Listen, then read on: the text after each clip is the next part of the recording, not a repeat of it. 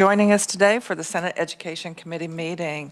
Today we are going to focus just specifically on special education funding in our K through 12 schools, and we have Dr. Frank Harwood, who is our Deputy Commissioner of Fiscal and Administrative Services for the Department of Education for the state. He is here today, and I'm just going to kind of put this out as a caveat. And he may or may not address this as he's presenting, but we all know that we've been talking about special education funding for some time, not just during this session. We did it in December or in January when the task force met, but we also talked about it pretty much at length when we met for the 4-day interim committee meeting that was in the fall. But special education funding is something that's been talked about for quite some time. And one of the concerns in the materials that Dr. Harwood had provided us when he first got on board as Deputy Commissioner was we were looking at what are the differences as far as funding for those districts that directly provide special education services to their students versus the co-ops versus the interlocals. And I did challenge Dr. Harwood as well as the commissioner we really need to be looking at what are different ways in which we can address the needs of special education and funding that for our districts, that we can work perhaps beyond what is in the formula. Because to continue to put more money into a process that's not working well for us is just going to exacerbate that problem. And so what he's going to present today, we'll all be hearing for the first time. It is not something that was acted on by the Board of Education members, but it is a part of this process that we all have to come together to work to find some perhaps new and different solutions to making sure that the needs of our students, the needs of our families, but particularly the special needs of our kids that do qualify for special education services are being met. And so welcome to committee today. Thank you, Madam Chair. As you said, Frank Harwood, Deputy Director of Kansas Department of Education. So the other part that we'll start with is that Senator Baumgardner asked me to give a simple explanation of special education funding. It was a simple assignment. So I have to start off by apologizing to Cindy. I know that you are a paperless committee, but we were literally working on this until just an hour ago. And so I did bring paper because I knew that you wouldn't have had time to read through it beforehand. And I'm also taking a little bit of teacher liberty here in that I'm not giving you the homework until after we've talked all about the assignment. So there's another handout that will come that will be examples of how this would impact every single district. I know how everybody looks at that. It's like, let's start looking through how it impacts. I want to try to go through the whole process. And then, Madam Chair, it's whatever is best for the committee as far as questions, if that's better section by section or when we get to the end, because I've kind of broken this into different sections that may have very different questions. And I think let's go section by section. Okay. So if for some reason we're running a little bit long, but at least as we move forward, we get through each section and get those questions addressed. Thank you. So I tried to keep it simple so I can get through it pretty quickly. It depends on questions after that. So the first part, Senator, that we talked about is just a little bit of the history of KSA 723422, which is a special education funding law. And so that law was originally established in 1974. It actually was, it put into statute policies that were in place before that. And it has not changed substantially since 1974. There have been 20 different amendments, but most of those are small changes to it, the 92%, and then most of the calculation pieces have been relatively stable throughout that time. So one of the things that comes up is that's 50 years ago. Special education has probably changed in the last 50 years. And as the senator and I talked about yesterday, I was able to put together just a little bit on that. She asked if I could go back to 1974, and those records are not digitized, so that was not easy to do in one day. But there was some data readily available from 2003, which was to 2022, which would be 20 years. And in 20 years, the total number of students with a special education disability has increased by 12%. However, the largest number of students that are identified with a disability are either speech language or specific learning disability. Those two categories together have gone up by 9%. The two categories that have gone up the highest are developmental delays, which is 42% increase, and autism with an 81% increase since 2003. I don't think that's going to be surprising to anybody, but that's just, so things have changed in 50 years. The other part about the statute that we'll kind of go into is it has two very separate sections. One's about appropriations and one's about distributions. And that's how I'm going to separate out things. We'll talk about appropriations at the state level and then distribution at the state level. And then we'll talk about federal funds. And then we'll talk about alternate means when we get there. So the first part, Section A of the statute is about the appropriation portion of it. And so if I just take your attention to the table on the front of page 1, that'll kind of just walk through what it is. The bill references are in the column to the right. And so you'll notice the first one is number 9. The bill actually starts with some district level data. For us, it makes more sense that you start with the total spending statewide, and then you subtract out what we're going to call the regular education expenses. And this gets into some confusion. We settled on regular education expenses because it is that funding that districts receive that they receive for every single student. So in the bill, it talks about you remove bilingual, at-risk, transportation, and CTE funding. Those are weightings that only certain students count for. All the weightings that every student counts for, like low enrollment or ancillary buildings or even cost of living, that every student counts in, are included in the regular education. The things that are kind of over and above that are not. So that's how we're defining regular education right now. And it does include both the general education and the supplemental general education funding. So that's where you get to that average per pupil. So we use the data for FY 2023 because it's the last one we have completed data on. And so for last year, that was $8,150 per student. And then you multiply that by the FTE of students with exceptionalities, and that was about 29,000. So you end up with $236 million that you subtract out of the 1.1 billion. The next part is federal aid, and I'll talk more about this later, but the federal aid that goes to districts is also subtracted out, and that's 132 million. And then the Medicaid reimbursement, which is something that I think got a lot of conversation during either the interim session or the task force. That is funding that districts can claim Medicaid reimbursement for if they are providing a Medicaid eligible service to a special education student. We're going to stop right there. Did you have a question to clarify? Go ahead and ask. Yeah. So that everyone hears. Okay, thank you. Yeah, I was like, okay, so health service, but can you give me some examples of what would fall under that? On the Medicaid part? So I actually tried to look at which codes are there. So nursing services, and there's some social work services. There are some speech and language services. So there PT, physical therapy and occupational therapy. All of those services have some codes that are eligible. Now, I tried to figure out which ones the districts regularly give that are not open to school districts, and I was not able to find that this morning. But there are other ones that some districts provide those services for, but school districts cannot claim Medicaid reimbursement for that.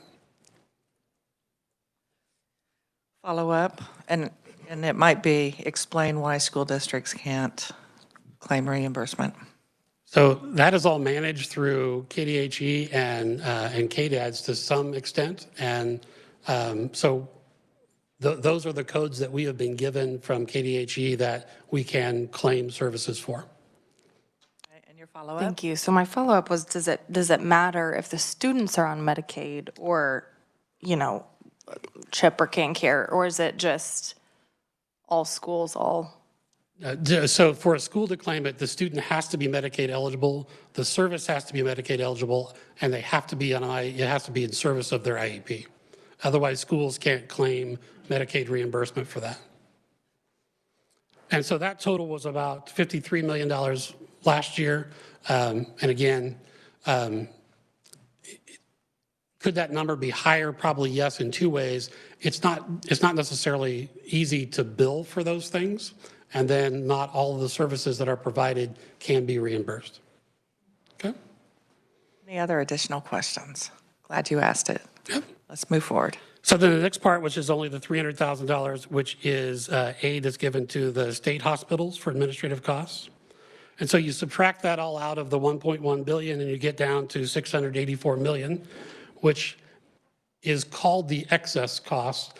Excess cost is not in the law, but it's the net cost. It's total cost from and subtract out the aid that districts are given to provide that. And then the law calls for it to be multiplied by 92%, which would have been 630 million, and then the appropriation for 23 was 522 million. So that in a nutshell, and the simplest way I could do it is the appropriation side of special education state aid. Federal aid is a different one that we'll talk about in a little bit. So any questions about state aid appropriations? Senator Dietrich.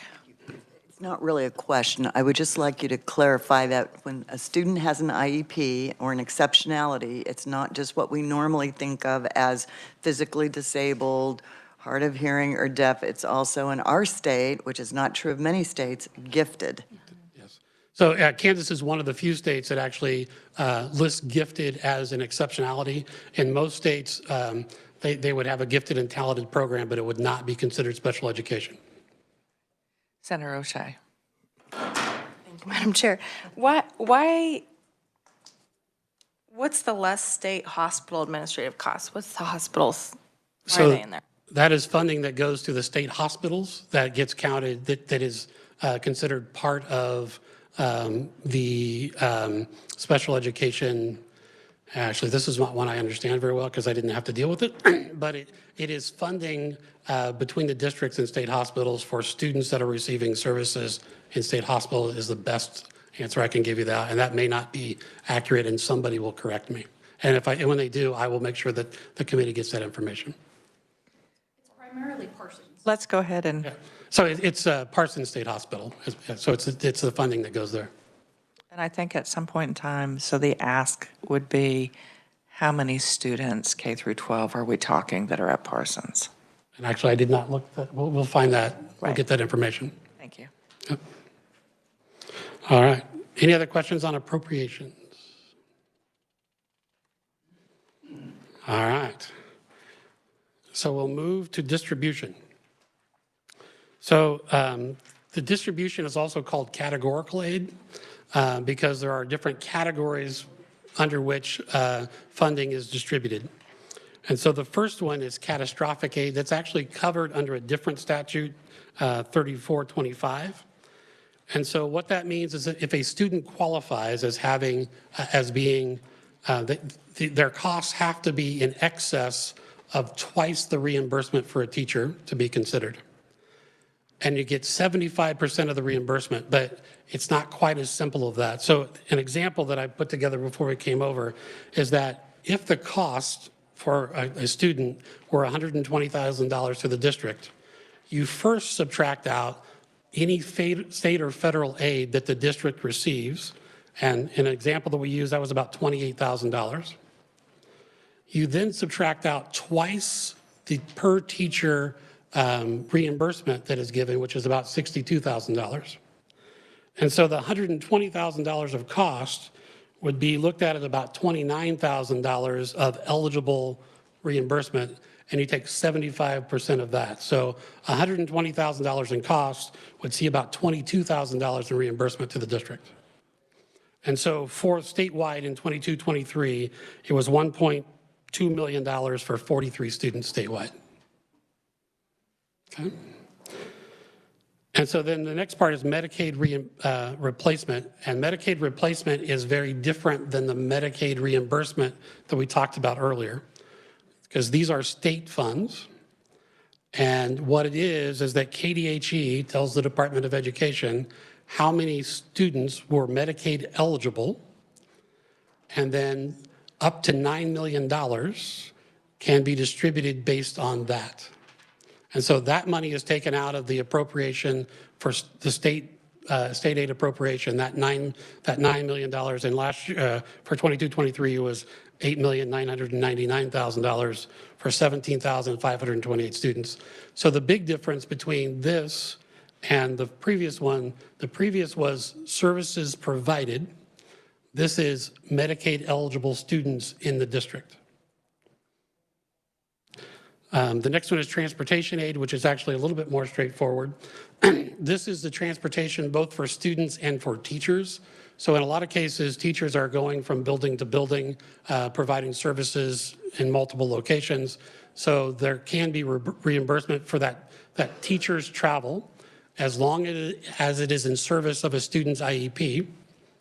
Students' reimbursement for student travel has to be included in the student's IEP and needs to be required in order for the student to be able to participate in their education.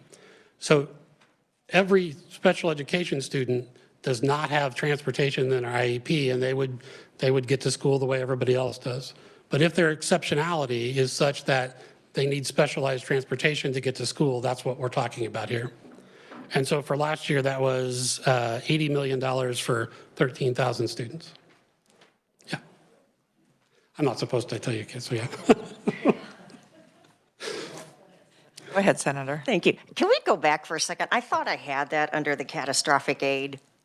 Yes. Where you had that calculation, you said, can you just walk me through that? So yeah, so what I did was we looked at one student of the 43 for the last year, and I rounded all the numbers. So these are not actual numbers for any student, but it's about $120,000 that the district reported in costs.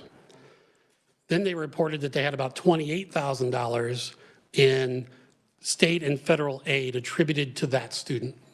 So you take 120 minus 28, and then you subtract off about 62,000 because that's double the per teacher reimbursement. And that left about $29,000. And then you take 75% of that, which was down to about $22,000. So the $120,000 in costs ended up being $22,000 in catastrophic aid reimbursement. Yeah. Senator Straub. Thank you, Madam Chair. Just a real quick question here, Dr. Harwood. Is this catastrophic aid formula, is this from 1974 also? No, it's from 1994. It's actually in a different statute, but then 3422 refers to that as you take that out first. Yeah. Senator Blasey. Thank you, Madam Chair. Wow, there's a lot of terminology here, like categorical aid, catastrophic aid, distribution, and they all mean so many different things, but they also mean the same thing sometimes. So teacher entitlement today, it's at $32,000 per teacher. 31, something, yeah, 31, about 32, okay. yeah. And that's how districts are reimbursed today, more or less, with FTE. That's the next category I'm talking So about. on catastrophic aid, only 43 students in the state receive that aid. Are these students who are primarily might have a nurse? I mean, a lot of major costs because they have a lot more needs in terms of just resources, whether it's OT, PT. Yeah, so I will say that this is a group that has very diverse needs and they're expensive. Certainly a one-on-one nurse could be part of that. But some of them are actually are contracted services out, so they're in a setting other than the school building. They could be in the school with significant adult services while they were there. Lastly, I'll just say we should have our high school seniors go through this math and see if they can get it figured out. They pass math. And So this could be a question on the state assessment. We could look into that. Senator Gossage. Thank you. Again, I'm sorry. The clarification between Medicaid replacement state aid and Medicaid reimbursement, you lost me there, and I'm trying to catch up. All right, so this actually has history as well and goes back to 2008 when there was a reduction in the Medicaid available to districts through the federal reimbursement. And so at that time, the state implemented Medicaid replacement as part of the formula. And what it did was districts that were actually going to lose significantly because of a change in federal Medicaid, this actually helped those districts by setting aside a portion of the state aid to go to districts that have Medicaid eligible students. So the Medicaid reimbursement is actually for services provided and billed. Medicaid replacement is based solely on the number of students in the district that are Medicaid eligible. And it's capped at $9 million. Are there any schools that are not getting the full amount that they need for the reimbursement? So on the reimbursement, the federal side, they would get the reimbursement that they are entitled to based on the service provided. The Medicaid replacement will vary based on how many Medicaid eligible students there are that go into the $9 million that gets distributed. So the Medicaid reimbursement, that goes through just like Medicaid does for any other provider. Medicaid replacement is the one that's completely different. So it appears to me, and correct me if I'm wrong, that, and when we're saying federal dollars, of course, that's a federal state program. Right. So the reimbursement is happening. There's nobody that's not receiving the reimbursement, correct? As long as they are submitting their bills correctly, then they would get So I guess I just have to question the purpose of the replacement state aid. So the Medicaid replacement is state aid. And again, it was in 2008 when there was a change to federal Medicaid, a decision was made to take a certain part of the state aid appropriation and set it aside to go to districts that were serving Medicaid eligible students. So the two are not necessarily, I mean, Medicaid replacement is federal dollars, or Medicaid reimbursement is federal dollars, Medicaid replacement is state funding. Thank you, Madam Chair. There we go. I have Senator Erickson and then Senator Petty. Thank you, Madam Chair. I just want to make sure I'm following on Senator Gossage's question. So if I'm understanding you right, in 2008, the federal government changed the way that they gave Medicaid reimbursement, and the state had to make up that shortfall through the replacement state aid. Am I understanding that correctly? So the only part, I'm not sure if it was just a reduction in the overall Medicaid dollars available, or if there was actually a change in how schools would be eligible for that. But in any case, what happened with schools were going to be eligible for a lesser reimbursement in Medicaid. And so the state chose to set aside part of the state appropriation to be distributed based on Medicaid eligibility in the district. So again, they changed the rules for Medicaid, and the state was left chose to make up the difference. Thank you, Madam Chair. Because it doesn't change the appropriation. It's still accounted in the appropriation. It's just a set aside of a certain amount of the state aid appropriation. Sure, but that's money that could have gone to other types of education funding rather than to backfill what the federal government didn't do on Medicaid, the reimbursement. So I don't know that there was actually more state dollars put in at that time. What it did is change the distribution of the available state appropriation and gave a priority for the Medicaid eligible students. I understand. So that money then had to go to backfill Medicaid rather than other things the district could have spent it on. Thank you, Madam Chair. Senator Petty.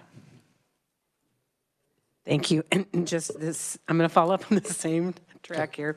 So if we're talking about, if we're at 76%, or what is the amount of funding this year for special ed? Well, for this year, it was 74%. I think it's 74%. So we're talking about 74% funding. Of that 74%, and I'll just use today, $9 million of that, out of that 74%, in 2008, whatever the amount was then, where the decision was made by the legislature to say, hey, for those districts that have, have Medicaid eligible students, we're going to take the total number of Medicaid eligible students and we're going to divide them into that $9 million. So they now will get X amount of dollars out of that $9 million because of the change in the Medicaid rates at that time. Right. And we've kept that in there. And so it didn't necessarily change the appropriation at all. It just changed the distribution because the two are completely separate. Senator Gossage. A different frame, if I may, or moving just a little bit. On the first graph, so if I just take the total expenditures and then we subtract the regular education, and if I come up with that dollar amount, that's $871,178,29. And if that is then considered, quote, the special education amount, right, that we're going to take off federal dollars, et cetera. But if we're using that as the amount that would go to special education, per se, then we look at what the federal government has contributed, which is $132,442,453, which means that would be about, is that based upon just a flat amount? Here you go. It's not a percentage. It's just we're going to give you 132 million. There's no formula there? Actually, my next section is federal aid. So if we I'll can, wait till you go to that yeah, then. if we can put a pin in that question, I'll get to it. Pin has been placed. Senator Blasey. On transportation aid, I see that here it says whether involving a special teacher or pupil travel. So a lot of my districts have co-ops. So if a teacher's traveling from one school to another school or district, is that travel part of that reimbursement? Yeah, as long as they are serving a student's IEP. So yes, so if I spend part of my day in this district and then I have to go to the next district to serve students, yes. I'm not seeing any additional, so I think we are ready for special teacher categorical aid. So, so now what happens is that we take the categories we just talked about and we take the appropriation and subtract out everything from the first categories. And then what's left gets distributed to districts and interlocals and co-ops based on the FTE of teachers and paraeducators. Now, I'm going to tell you that in the language it talks about professionals and non-professionals. That's the statute language. Paraeducators are very professional in the things they do and very necessary, so I don't want that to sound like that was not my language. But there isn't a licensure requirement for There's a not. para. Yeah, that is correct. So in essence, what happens is that the districts turn into us how many, what FTE of licensed teachers they have and what FTE of paraeducators they have. We take that for the whole district. And so for 22-23, there was $433.6 million. And we divided that by 8,809 teachers plus 4,778 FTE for paraeducators. There were really 11,944 paraeducators, but they count as 0.4. So it's the 4,778 that are there. The other thing that's important to keep in mind here is the FTE is based on a daily count. So if somebody is not employed at the beginning of the year, then they're going to be less than 1 FTE. If they leave somewhere in the middle, it actually goes day by day for both professional and non-professional staff. The thing that gets done separately is summer school or ESY, which is extended school year. And so $7.5 million was distributed on 183 teachers and 134 paras counted as 53.6 paras. And when you put those together, the reimbursement for 22-23 was $31,915 per FTE. And so you got 40% of that for a full-time paraeducator. I will ask a question. When we are looking at, because you mentioned the ESY as well as how we factor in the FTEs for paras. But when we are looking at special education, particularly the special teacher categorical aid, do we make any type of determination of how many of the services are provided for kids that are over the age of 18, since they can remain in until they're 21? I don't have that. I'd have to look and see if we break it out that way.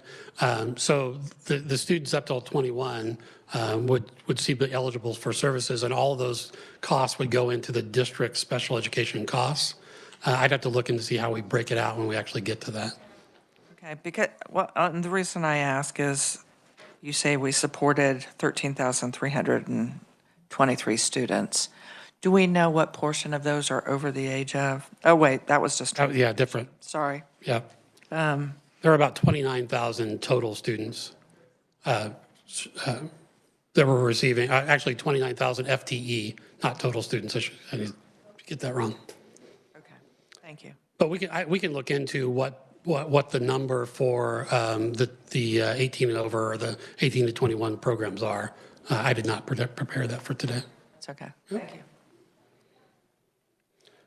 And that is, so the only other parts about the distribution are verification.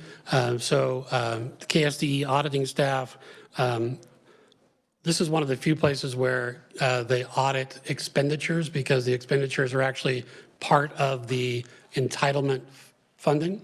And so they audit the transportation costs, the catastrophic aid costs, not the Medicaid, because that comes from KDHE, and then they audit the staffing numbers of the number of FTE for both professional and non-professional staff. And then the next part that is part of that are the payments that go out. This has come up several times. So the first payment for the fiscal year is October 15th. And the districts are provided 25% of their budgeted special education, and then they're paid for all of last summer's ESY costs. And then in December, we go to 50%, and then 67%, 84%, and in June is when they get the last of their payments, which would also include transportation and catastrophic aid for that school year.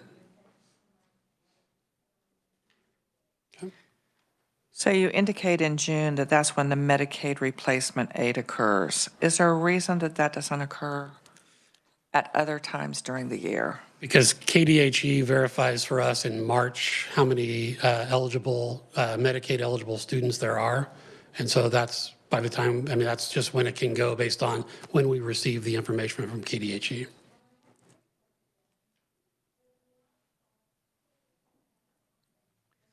So talk to us, if you receive the information in March, why it can't occur in April or May? So we would not be prepared when we receive that information in March to distribute the funds to districts in April. May is a possibility, but we have a June payment, so that's just the way that that's worked up. So based on when we receive the information, I don't think April is a reasonable turnaround time. May probably could be, but that would be another payment. So talk to us about the ESY. Oh, we get it? I'm sorry. Whoops. I need to go back to my my numbers. In the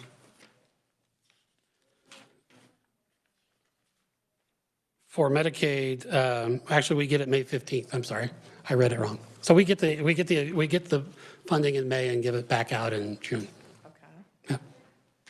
So talk to us about the payment in October, and that includes the ESY. Do we know roughly how much the ESY tends to be? So districts should be able to provide us that information sooner. They should be able to provide us what those amounts are, I would hope by mid-August, because ESY would be finished. The other part of that payment is based on their budgeted amounts, which we don't get until September 20th. So, Thank you. yeah, we would have that information earlier, but it's tied into the single payment.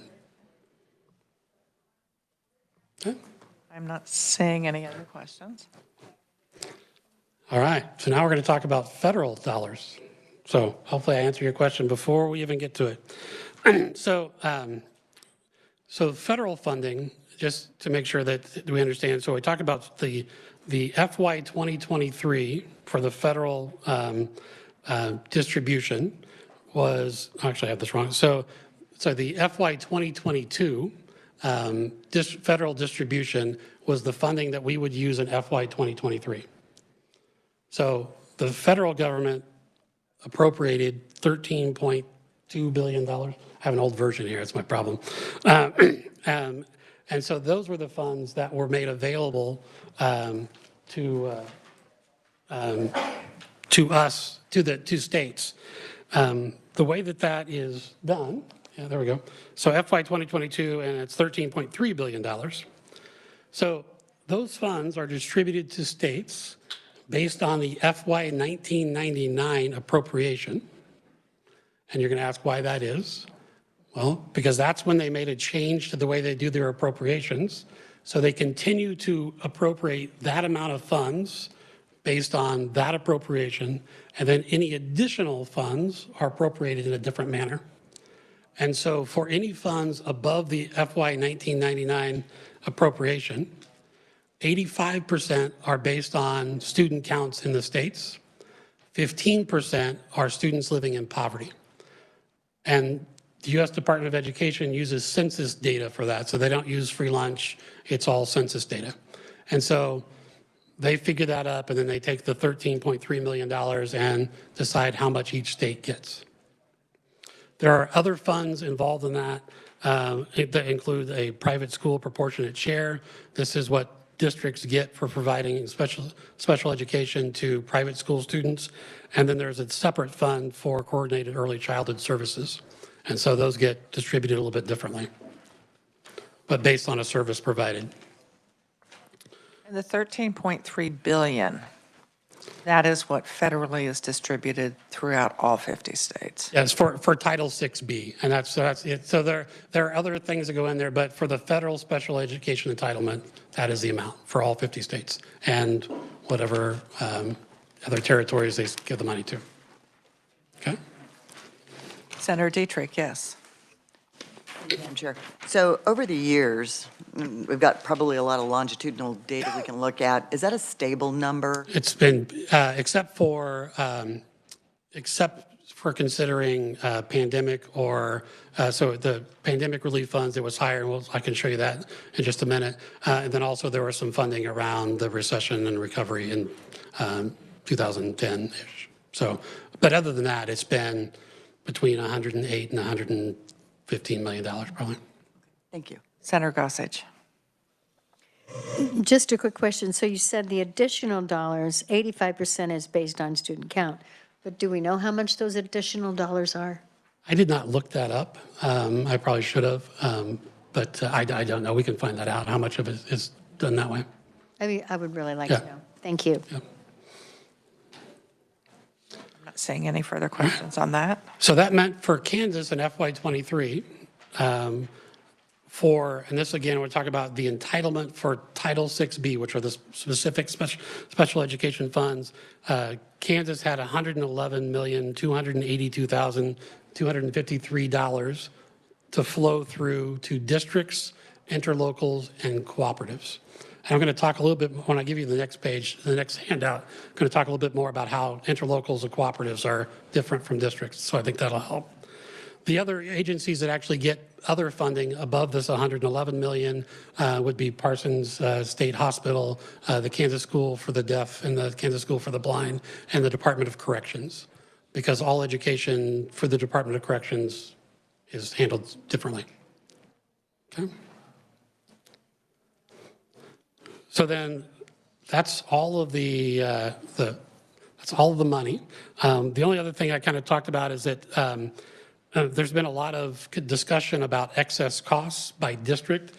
I just want to point out that 3422 does not talk about excess costs by district. And there are several reasons why that information can become misleading. Some of it has to do with regular education costs. When you look at some districts, because of high and low enrollment, have very different per student costs there. The next part is federal spending, and I'm going to talk a little bit about that when we get to this model, because we'll talk about federal entitlement instead of federal spending. The part that I forgot to mention, which is a paragraph above that. Districts are, so for FY23, they would have been available to have, to start drawing down federal special education dollars probably in October of 2022. The dollars come in July. There's a process we have to go through to make them available. That happens in October. They have 27 months from July 1st to spend them. So they actually have to be spent. So that was 2022. They have to be spent by September 30th of 2024. And so this is why we'll talk more about the federal entitlement versus the federal spending, because there are plenty of reasons why funds are drawn down and expended in different years based on contracts and encumbrances and any number of other reasons. One good reason is that since you can't start drawing your new dollars until October, if you have dollars from last year left into July, August, and September, you can draw those down to cover those costs. So is new money put in each July, or does the money that go in, it is to account for the 27 months? So we would, KSDE would receive the money in July, which is when the 27-month clock starts. Because of the processes we go through and the fact that their budgets have to be approved, they would not be able to start drawing them down until October. They can reimburse themselves for expenditures back to July 1st, so they could spend them on July 1st, it's just that they wouldn't be able to reimburse themselves until October. But is new money put in each year, yes, or the feds only put the money in every 27 months? No, so each year actually has a different line that they're drawing them from. Okay. So each year you would get a new line to work from, and then you have 27 months from July till, from July 1, expenditures July 1 and through the September 30th 2 years ago. But in order to be able to keep track of when the 27-month clock started, each of those is accounted for, each year is accounted for separately. So then back to excess costs. So that's one of the reasons why the excess cost calculation can get skewed. It's based on which year a district spends some of the federal funding. In this past year, I'll talk about a little bit, there was some ESSER-specific special education funding. I'll show you, I could actually have a number to show you in a minute that would talk about what happened in 2023. And so that's actually going to impact the excess cost calculation. The other parts are, especially for small districts, the proportion of catastrophic aid or transportation aid is going to have an impact on what their reimbursement is, because that's a different rate than the special teacher reimbursement. So all those things together make that a really difficult comparison between districts. The most important thing is that, and we've looked several times, no district is receiving more aid, state aid and federal aid combined, than their expenses. So the other thing that can be misleading is that if that calculation comes up to be more than 100%, they did not receive more aid than they had expenses. So, okay. Okay, we're gonna just work our way around. So we'll start with Senator Gossage. Then we'll Thank go to you, Senator Madam Petty. Chair, and I know you've got your other hand out, and we've got to hurry on We'll this. go faster.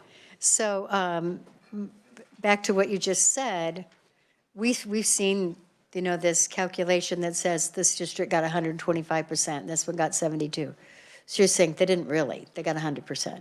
So I would say that that is a misleading representation of any funding they received. I know that they did not receive more federal aid or state aid than they had expenses. But when you subtract out the regular aid or those kinds of things, then the calculation can show more than 100%, but they did not receive funding in excess of their And again, the problem with that is that the 92% calculation is for the appropriation. It's not for the distribution. So nobody was distributed more funding than they had expenses for. Okay, are there ever dollars left over? For, I'm seeing head shakes back here. so from the state aid appropriation, no, because when you look at, the distribution model is set up to appropriate every dollar. The only way that it wouldn't is if we were ever above, if the appropriation was ever above the 92%, that would be, I mean, that might be an issue. So if I may, Madam Chair, then I'm back to my front chart here. Yep. And you've heard me talk about before that, I was shocked when I found out that the federal government didn't even come close to their 40% that they had said that they would do up to. So it's 15%. So when I look at that, if they just did 30%, double what they did, 264 million, that means the state's 522 million, 92% of that total excess cost would be 508. So we would actually be paying 95% of the excess cost if the federal government just paid their portion. I just wanted to state that. Thank you. And I know that every education group that I've ever been associated with has continually asked the federal government to increase their appropriation for special ed. And they said, sure. They have not done so yet. Thank you, Madam Chair. Senator Petty. Okay. Well, let's make sure that we have the answers to this. Did you have a question? No? Did you have a question? You already addressed it. Yeah, I initially had a question on, that statement, no district receives more state and federal funding than its sped expenses annually, and you addressed that. So I do have a different one. When the state fails to fund at 92%, then, obviously we have these other buckets as far as the funding formula. So where typically then, which buckets then are emptied? Is there a certain process? Would you mind if I answered that as part of the next section? Certainly. Because we actually get to that. Senator Blasey. So if 92% is like the arbitrary number that we try to strive for statewide, and you mentioned that the district's numbers aren't really a fair comparison percentage-wise, can the department provide for the district's total expenditures for SPED, total revenue for SPED, and help us see then the true numbers that you would say is the actual numbers? I can do that right now if you want. Okay. He wants. Yeah. So here we go. Yeah. Here's the reveal. All right. So if you look at the last page of the handout, I'm going to walk you through the methodology that's going to be explained in this by district that's there. And so this goes back a little bit to both Senator Blasey's and Senator Holscher's questions. So if you look at, I'm just going to jump to the table in the middle. And so this is an average for all districts. Yeah. So if you look at the last page of this. Yeah. Yeah. We handed out the homework just a second too soon. We're good. So if you look at the table right here, from the PDF that you've been given, this is average. So it's not any one district. It's just the average of the statewide. So on average, districts spend $3.5 million in special education expenses. On average, they receive about $1.7 million in state aid, and then on average about $200,000 in federal aid. So one of the caveat that I want to make sure that I point out there is the federal aid, what we're talking about is federal entitlements.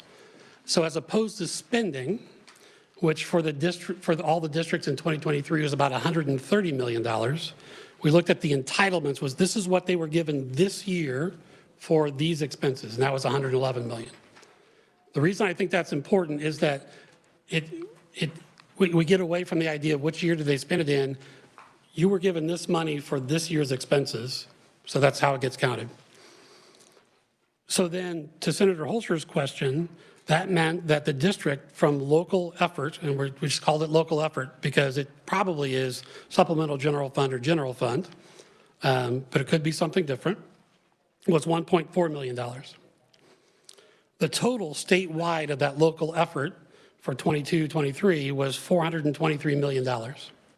So if the legislature wanted to distribute additional funds in a way that targeted districts that were spending more local dollars, you could take what percentage of the contribution towards the statewide local effort a district has, multiply that by whatever new money comes in, and for that number we used the governor's recommendation, because I had to have a number to put in, and that was actually in a bill, so I put that one in there.